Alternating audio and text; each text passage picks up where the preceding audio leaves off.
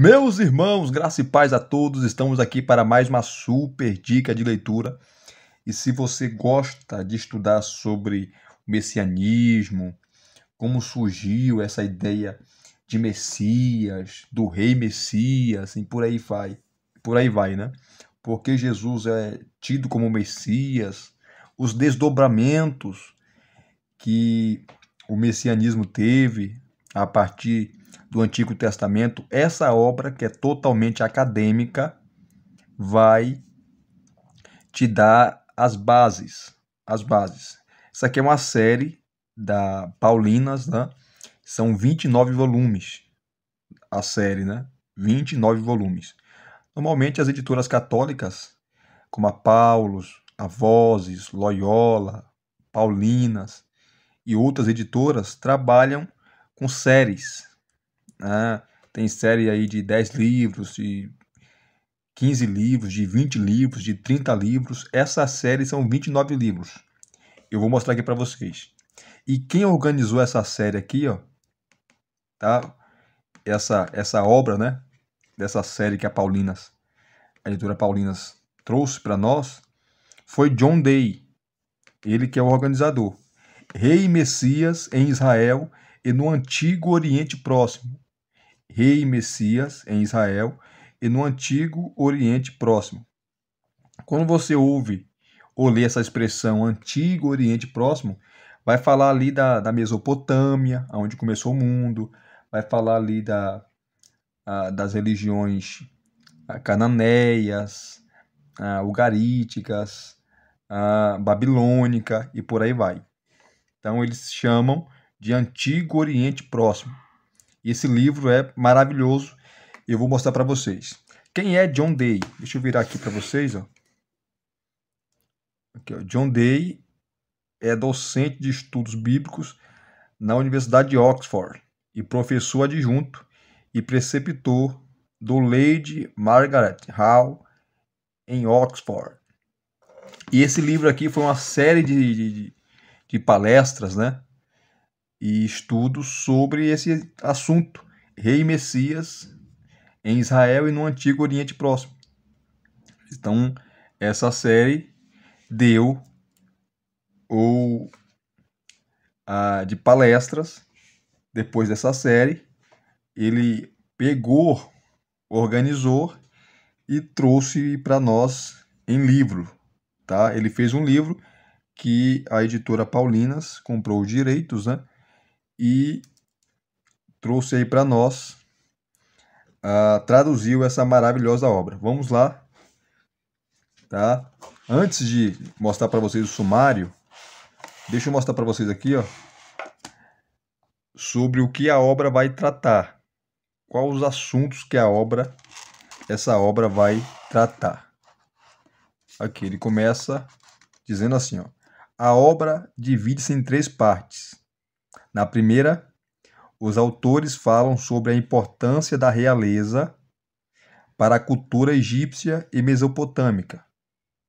O prestígio do rei no Egito é confirmado por meio das diversas etapas históricas dessa região, mas numa perspectiva muito distante da compreensão ou esperança messiânica, tal como foi surgindo entre o povo hebreu na Mesopotâmia. Na segunda parte, o número de colaboradores é significativo. Cada um fala de um tema, né? É um especialista numa área. Abrange estudos sobre a herança cananeia e a monarquia israelita, as rainhas em Israel, o rei na literatura sapiencial. O que é a literatura sapiencial? É os livros poéticos, né? O sumo sacerdote e a monarquia, o Messias nos Salmos e no Proto-Isaías. Para quem não sabe o que é Proto-Isaías, é do capítulo 1 ao 39, que vários eruditos entendem que Isaías teve 3 escritores. O livro de Isaías teve 3 escritores. O primeiro foi do 1 ao 39, que é o Proto-Isaías. Do 40 ao 55 é o Deutero-Isaías. E do 56 a 66, que é a terceira parte, é o Trito Isaías. Então, eles entendem que não foi Isaías que escreveu todo o livro, tá? Só escreveu a primeira parte, que é o proto-Isaías. Então ele fala aqui, ó, o Messias nos Salmos e no proto-Isaías, que é do capítulo 1 a 39. O rei e o Messias no Deuteronômio. A expressão, a palavra Deuteronômio significa segunda lei ou repetição da lei, né? O rei e o Messias no Deuteronômio, em Ezequiel, na literatura pós-exílica, né, pós-cativeiro, na teologia e cristologia veterotestamentária. A última parte, que é a parte 3, é formada por 4 capítulos que tocam os pontos de maior interesse aos estudiosos atuais, que são o messianismo nos livros apócrifos e pseudepígrafos do Antigo Testamento, a realeza e o messianismo nos documentos do Mar Morto, no judaísmo rabínico e em relação a Cristo no Novo Testamento. Então ele vai trabalhar os textos, tá, que trata sobre esse importante tema, sobre o rei e Messias no antigo Israel, melhor, em Israel e no antigo Oriente Próximo. E vamos aqui ao sumário, mas antes do sumário, outro dado importante que você tem que saber, né? O livro traz importante contribuição ao estudo da temática messiânica, a qual tem atraído nos últimos tempos estudiosos do Antigo Testamento, além de peritos do Antigo Oriente Próximo, do judaísmo pós-bíblico e do Novo Testamento. Durante 3 anos, John Day recolheu dissertações no Seminário Veterotestamentário de Oxford sobre o tema Rei e Messias. Então aqui esse livro é a compilação dessas dissertações, né? Apresenta-nos agora 20 desses artigos organizados por ele, nos quais especialistas mergulham nas raízes culturais do Oriente para estudar a temática real e o messianismo, tá? Vamos lá.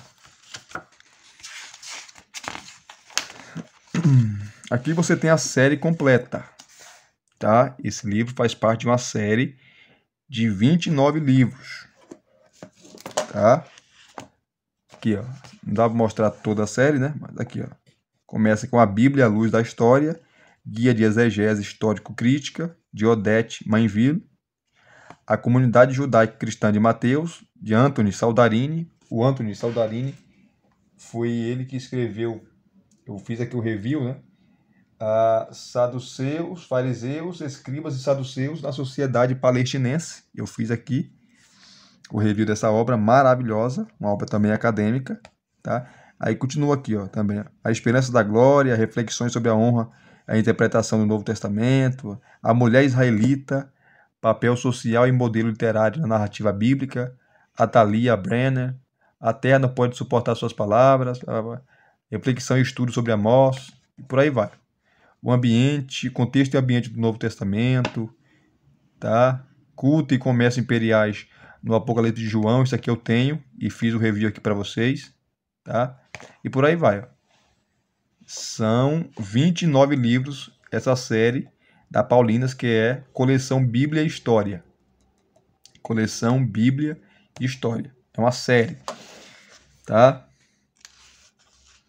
E vamos lá para o sumário. Aqui está o sumário. Ele começa com prefácio, abreviaturas, listas de colaboradores. Aqui é só especialista, é só doutor, só PhD. Cada um especialista em uma área, tá? Como eu li lá no início, a primeira parte ele vai trazer, tá, o rei no Antigo Oriente Próximo. Como que era a figura do rei no Antigo Oriente Próximo. Inclusive, quando você vai estudar o Antigo Oriente Próximo, a cultura cananeia, ugarítica, babilônica, egípcia, o rei era visto também como um deus, ou filho de Deus, ou dos deuses, porque o monoteísmo não foi a primeira religião oficial. A primeira religião, ou as primeiras religiões oficiais eram todas politeístas, isso aí com comprovação arqueológica. Então, o primeiro aqui, ó, a primeira parte, o rei no Antigo Oriente Próximo. Quem vai falar é John Baines. John Baines, que é um especialista nessa área, tá? Então, ele vai trabalhar sobre a realeza egípcia antiga, formas oficiais, retórica e contexto, John Baines. E W.G. Lambert vai tratar sobre a realeza na antiga Mesopotâmia, como funcionava lá o reinado, os reis, tá? Na antiga Mesopotâmia, ok?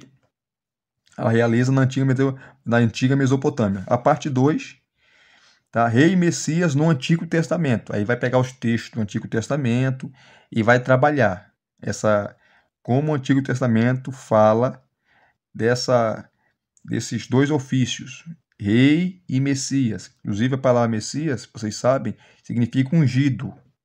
Ungido, tá? John Day, que é o organizador dessa obra, ele fala sobre a herança cananeia da monarquia israelita. A herança cananeia da monarquia israelita. Sabe que isso aí é um fato. Israel, se você pegar aí e estudar, você vai perceber que Israel nunca foi monoteísta. Poucas pessoas em Israel eram monoteístas. Mas a nação como um todo, inclusive vários reis, eram politeístas. Adoraram El, Baal, Asherá e outros deuses. Tá? Então, John Day vai tratar sobre a herança cananeia da monarquia israelita. Tá? Israel copiou muito os cananeus. Depois, Gary Knoppers vai trabalhar a questão, o assunto sobre a relação de Davi com Moisés, os contextos, o conteúdo e as condições das promessas davídicas. Inclusive, a linhagem do Messias tinha que passar por quem? Por Davi.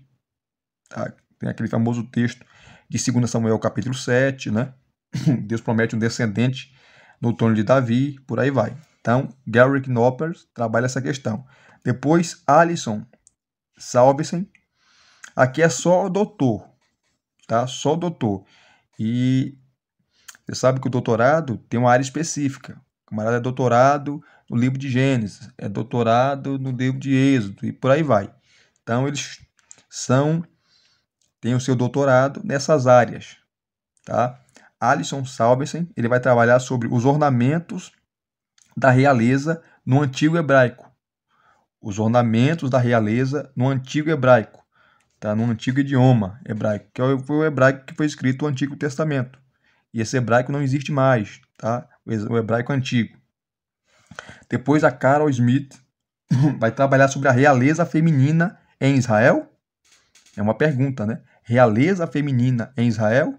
Os casos de Betsabeia, Jezabel e Atalia, tá? Sabe que Jezabel e Atalia foram rainhas. Se você ler a história de Acabe, quem mandava em Israel não era Acabe era o Varunca, né? Mandava ela, Acabe era um Varunca. Acabe era um Varunca, mandava ela e ele nunca.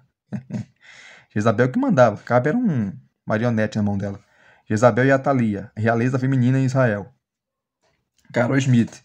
Depois Catherine J. Dell, ou Catherine Dell, vai trabalhar sobre o rei na literatura sapiencial, nos livros poéticos, salmos e por aí vai.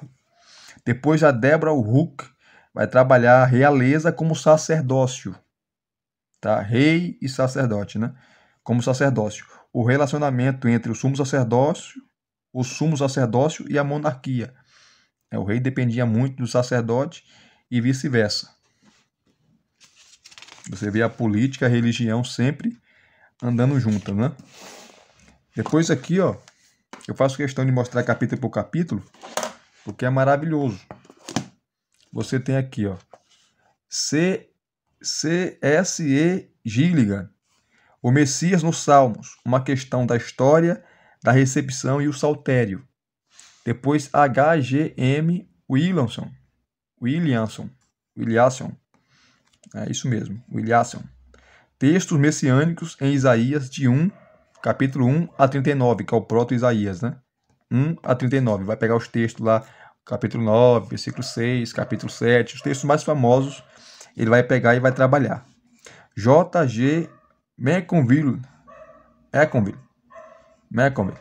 Se eu pronunciei errado, perdão, tá? Rei e Messias no Deuteronômio e na história deuteronomista. Aí você pode perguntar, mas o que é a história deuteronomista? É que eles entendem, né? Isso é uma tese que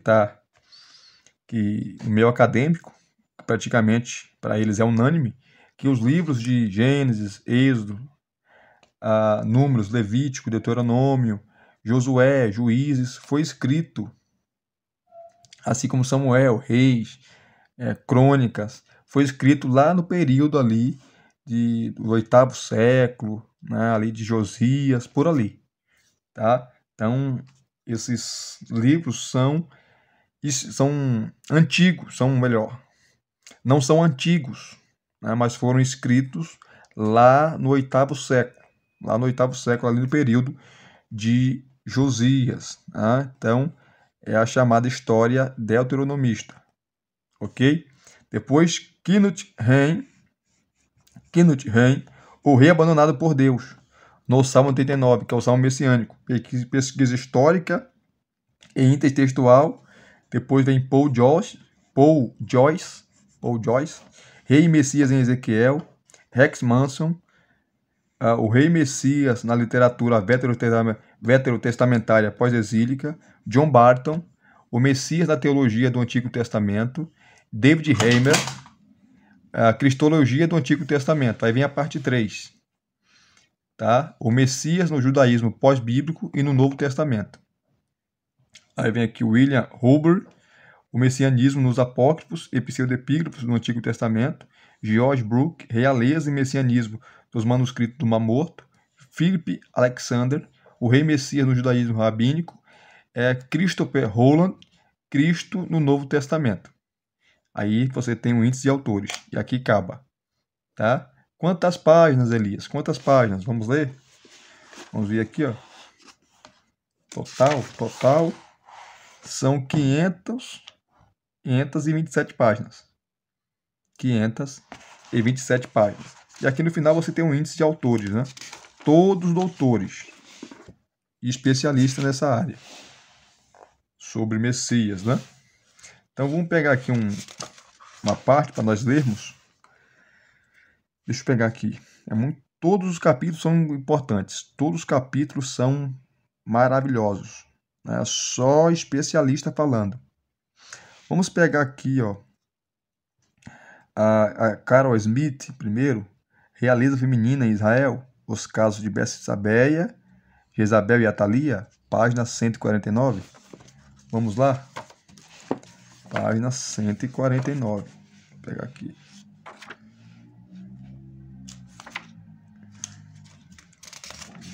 Eu vou pegar primeiro, Jezabel, tá?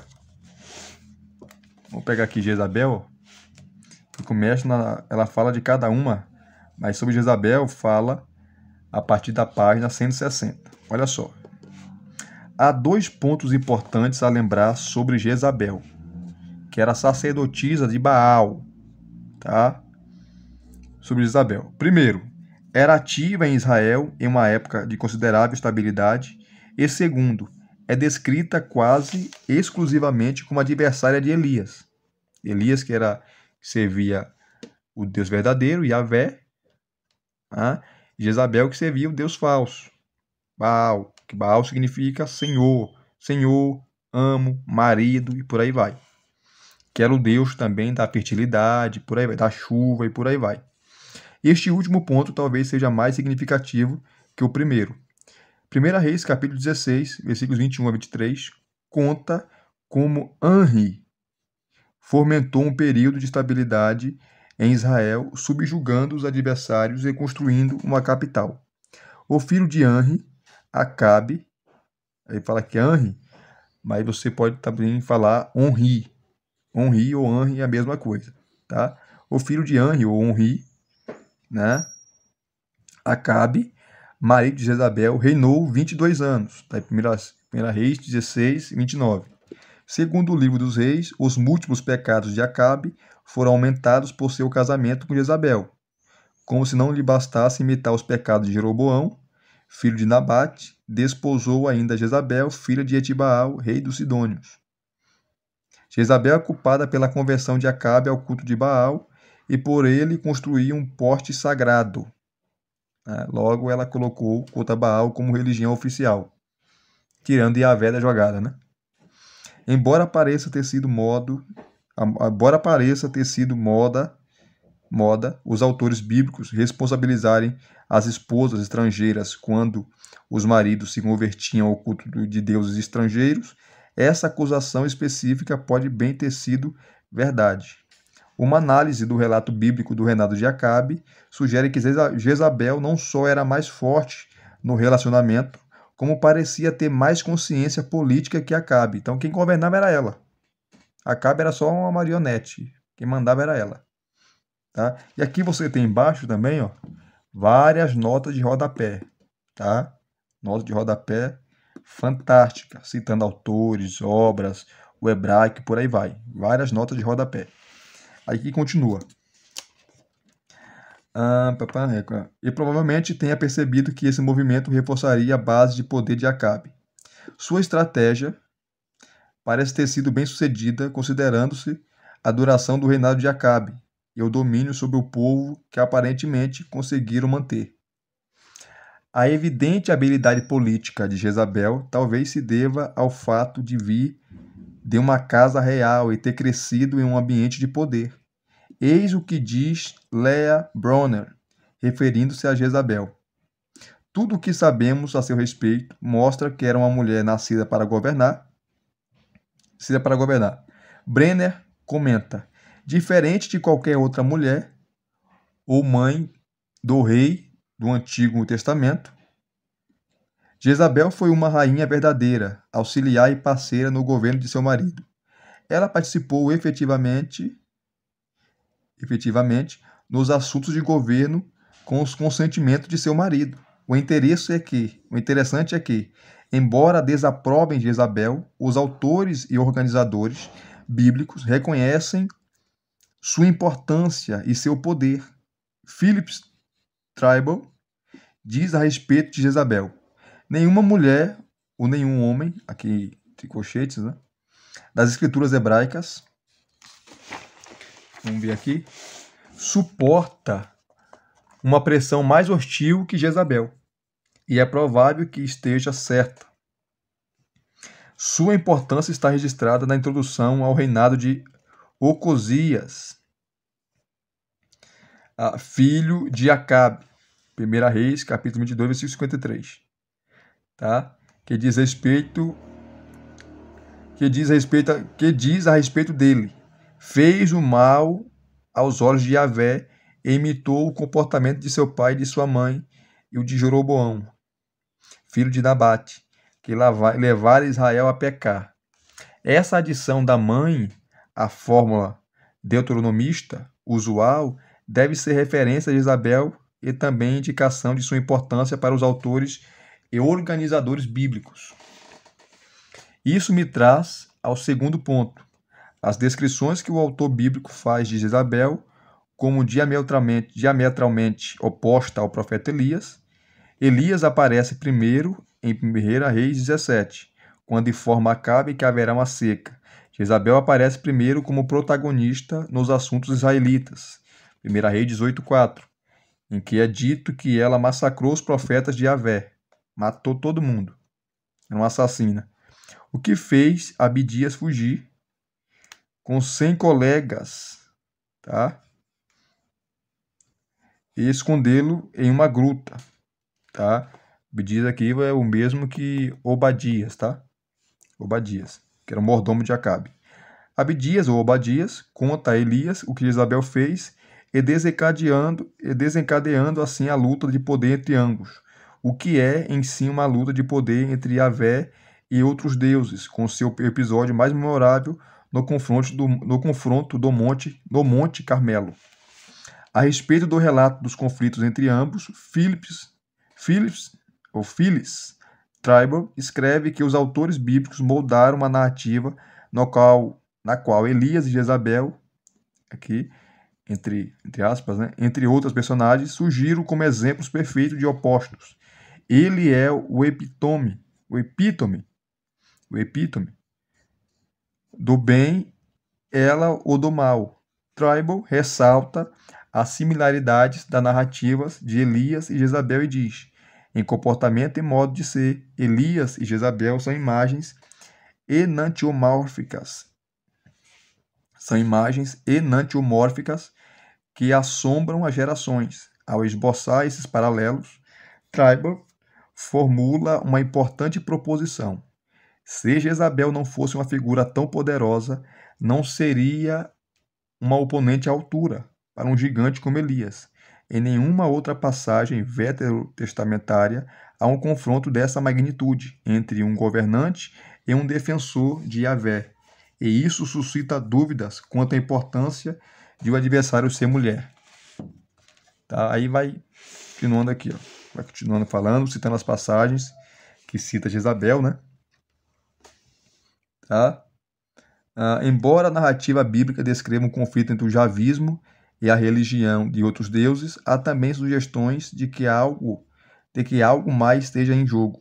Acabe dirige-se a Elias com as palavras: está aí, flagelo de Israel, ou perturbador de Israel, dando a impressão de que Elias traz desassossego a uma nação que só recentemente encontrou estabilidade. Tá? Aí fala aqui da luta de Jezabel e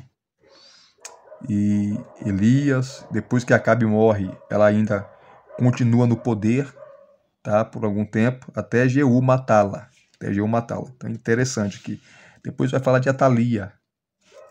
Fala de Atalia, tá? Que assassinou até os seus filhos, né? Toda a linhagem real ela matou. Né? Toda a linhagem real ela matou e para reinar sozinha. Mas depois acabou sendo morta também. Atalia assumiu o poder depois do golpe que seguiu a morte de seu filho, Ocosias. Golpe no qual ela matou toda a descendência real, exceto Joás, que seus adversários esconderam. Atalia parece ter sido a única mulher de quem se pode dizer que reinava sobre a terra. Embora se possa dizer que Jezabel fez, apesar de seu marido ser nominalmente o soberano, mas quem mandava era Jezabel. Acabe era o rei, mas de fato quem dava as ordens era quem? Era Jezabel. E é óbvio que o autor bíblico lutou com o fato de Atalia tê-lo feito. Né?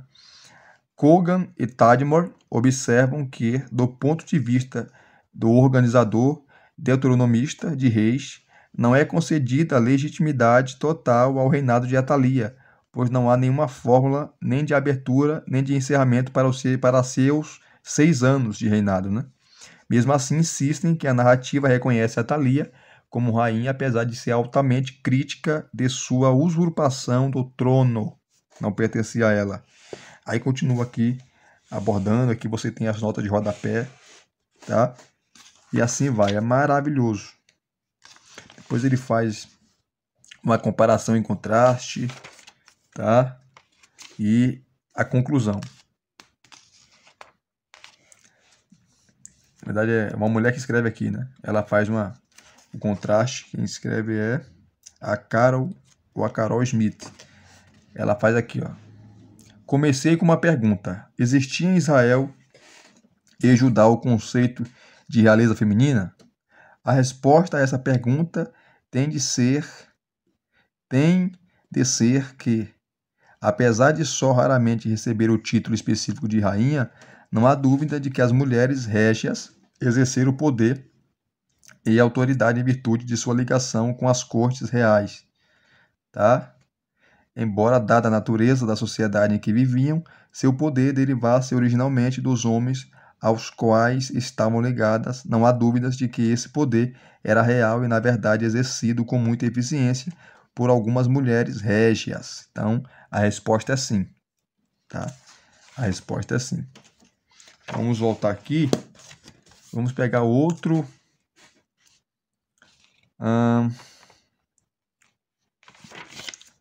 capítulo aqui rapidamente.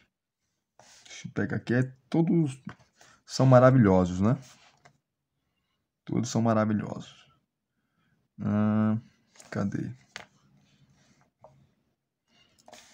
Deixa eu voltar aqui. O Messias na teologia do Antigo Testamento. Ok, vamos pegar aqui, ó, o rei abandonado por Deus, no Salmo 89, pesquisa histórica e intertextual, de Knut Hahn, página 307. Vamos lá rapidamente. Não dá para mostrar tudo, né? Porque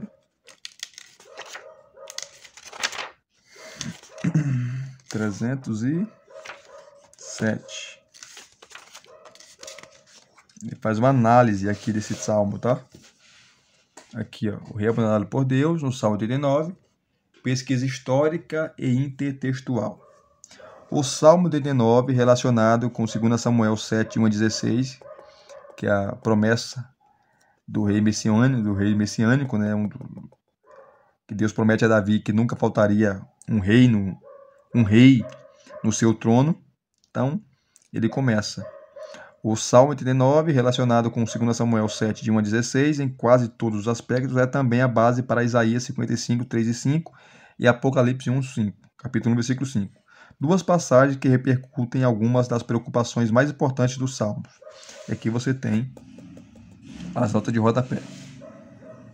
Parte do significado histórico e da contínua relevância da passagem origina-se de seu relacionamento com esses outros textos, em vista não só de sua posição histórica original, mas também de sua posição no cano bíblico. O Salmo ganha implicações messiânicas que um enfoque exclusivo em seu Sitz e Leben original deixa de revelar por completo.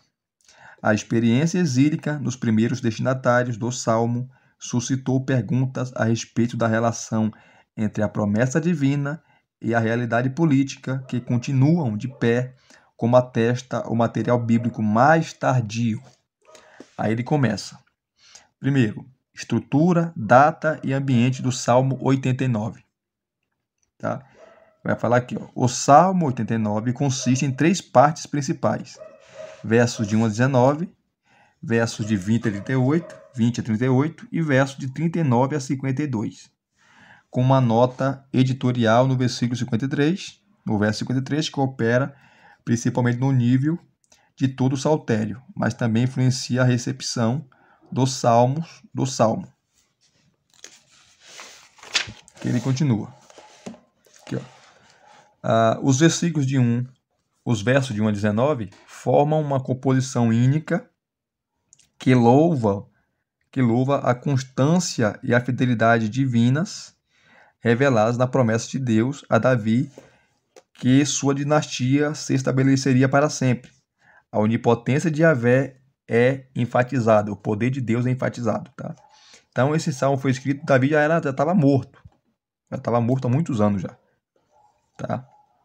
Os versículos 20 e 38 são expansão poética do oráculo de Natã, tá? Que é 2 Samuel 7, de 1 a 16, que promete a perpetuidade da dinastia davídica em Israel. Sua descendência será perpétua, e seu trono é como o sol à minha frente. Salmo 89, verso 37. O compromisso solene e a obrigação legal de Yahvé para com essa promessa são especialmente enfatizados.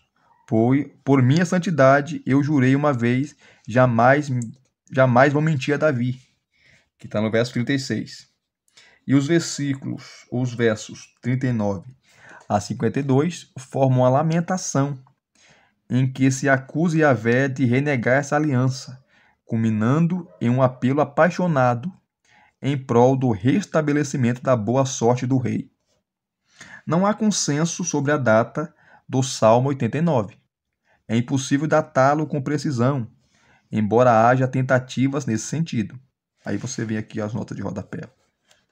Bastante nota de rodapé também. Algumas estão traduzidas, outras não. Tá? Também não se sabe o certo se o salmo ou as partes que o constituem foram criados antes ou depois do exílio. Então é um debate aí.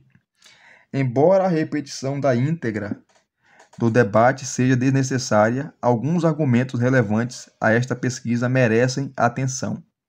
Há 2 argumentos decisivos a favor de uma data pré-exílica, antes do cativeiro babilônico. Tá? Primeiro, o rei davídico parece estar vivo e falando dos versos 51 e 52. Segundo, o Salmo não menciona a destruição de Jerusalém e do templo, nem a deportação de grande número de israelitas. Não fala. Então, possivelmente foi escrito antes da queda de Jerusalém, né? O argumento decisivo a favor de uma data exílica ou pós-exílica não é o relato da derrota do rei, tá? Mas sua nota de determinação. Tá aqui, ó. O Senhor renegou a aliança com seu servo. Verso 40, com os versos 39 a 46. Segundo o Salmo 89, as estipulações da aliança não excluíam a derrota militar e a catástrofe nacional, contanto que a monarquia davídica persistisse, a aliança permaneceria intacta, né? A passagem do oráculo do Salmo 89 não promete que os reis de Judá jamais serão derrotados. Pelo contrário, prevê ser bem possível que sofra contratempos de diversos tipos, até mesmo catástrofes militares, como castigo por infidelidade à aliança. Entretanto, essa catástrofe que inspirou a lamentação no Salmo 89 não é simplesmente qualquer derrota, que não teria provocado a queixa ousada, em que o Senhor é implicitamente acusado de infidelidade às estipulações da aliança, em especial no verso 50. Assim como toda probabilidade, o Salmo 89 é uma reação devota ao desastre histórico do exílio, tá? Aí ele continua aqui, ó. Também não há acordo sobre a proveniência de 2 Samuel 7, 1 a 16, e da maioria dos outros textos véteros testamentários relacionados com a tradição davídica da aliança, que inclui. Aí tem aqui, ó, as passagens. Depois você pode conferir aqui uma por uma, tá? Há quem considere cada um desses textos uma composição literária historicamente confiável e unificada, enquanto outros questionam ambos os aspectos. De fato, textos individuais têm sido datados em períodos em que chegam a ter 600 anos de diferença. Tá? Ex fete urtes. Tá aqui, ó. Falta o texto original, que é a expressão aqui. É impossível determinar a manifestação textual original da promessa dinástica com o nosso conhecimento atual dos dados. Portanto, este estudo adota uma abordagem diferente a partir do que conhecemos historicamente a respeito da interpretação dos textos bíblicos. E aqui você tem as notas, como eu falei, de rodapé. Umas traduzidas, outras não. Aqui ele vem. Interpretação do Salmo 89, à luz de 2 Samuel 7, onde Deus promete a Davi um herdeiro no trono. Tá?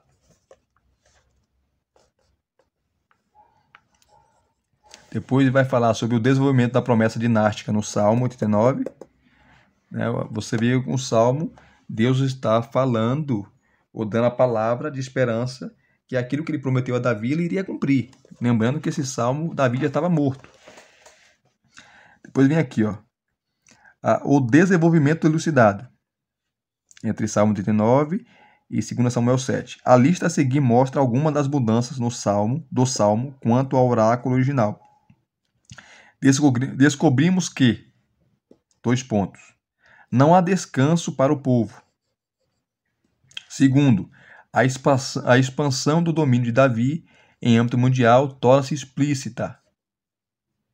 Terceiro, a forma de adoção, 2 Samuel 7,14, foi mudada para realçar a responsabilidade de Deus para proteger Davi. A adoção recai no próprio Davi, não em seu sucessor, que é o quarto. Tá? Quinto, o castigo divino foi transferido do sucessor imediato de Davi para a dinastia toda. Sexto, a promessa oracular transformou-se em aliança madura. Tá? Então ele faz o paralelo aqui entre 2 Samuel 7 e Salmo 89. Ele continua aqui, ó.